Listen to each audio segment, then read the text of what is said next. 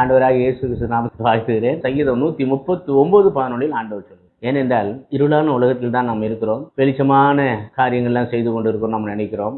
உலகம் பொல்லாங்கனுக்குள் இருக்கிறது. ஆண்டவர் சொல்கிறார், இதோ உலகத்தின் அதிபதி வருகிறார், அவனுக்கு உண்டானது ஒன்றும் என்னிடத்தில் இல்லை என்று அவர் அதிகாரமாய் சொல்லுகிறார். தாவீதுடைய நம்பிக்கை பார்த்தீங்களா? இருள் என்னை சூழ்ந்து கொண்டாலும் அந்த இருள் எனக்கு வெளிச்சமாகவே இருக்கிறது. ஏனென்றால் வெளிச்சமாகிய இயேசு கிறிஸ்து நம்மோடு இருக்கிறார். அவர் வார்த்தை நமக்குள்ள இருக்கிறது, அவருடைய அன்பு நமக்குள்ள இருக்கிறது, அவருடைய வல்லமை நமக்குள்ள இருக்கிறது. அதனால தான் அவர் இருளிலும் வெளிச்சமாய் இருக்கிறார் என்று தாவீது ஆணித்தனமாய் சொல்றதை நாம் பார்க்கிறோம். இந்த நாளிலும் அநேகர் இருள்ல இருக்கிறீங்க. எல்லாம் மெய் என்று நினைத்து கொண்டு சத்தியத்தை அறிந்து கொள்ளாமல் இருக்கிறீங்க. இருட்டுல இருந்து கொண்டு அதுதான் வெளிச்சம் நீங்க நினைச்சு கொண்டு இருக்கிறீங்க. இல்ல, உலகம் இருளுக்குள் இருக்குது என்பதை மறந்து போகாதீங்க. அந்த இருளுக்குள்ள ஆண்டவரை நீங்க தேடும் போது அவர் உங்களுக்கு வெளிச்சமா இருப்பார், உங்களை ஆசீர்வதிப்பார், உங்களை பலப்படுத்துவார், உங்களை பாதுகாப்பார். அவருடைய பாதுகாப்பு நமக்கு வேணும். உலகத்துல நான் நல்லா இருக்கிறேன், சமாதானமா இருக்கிறேன், சந்தோஷமா இருக்கிறேன் அப்படின்னு நீங்க நினைக்கிறீங்க. ஆனா இருளில் இருக்கிறீங்க என்பதை மட்டும் மறந்து போகாது. இருள் எனக்கு வெளிச்சமா இருக்கிறது என்று தாவீது சொன்னது போல நீங்களும் சொல்ல முடியும். ஏனென்றால் அவருடைய வார்த்தை தான் வெளிச்சமா இருக்கிறது. அந்த வெளிச்சத்துக்குள் நாம் வருவோம். ஆண்டவர் நம்மளை ஆசீர்வதிப்பார். ஆமென்.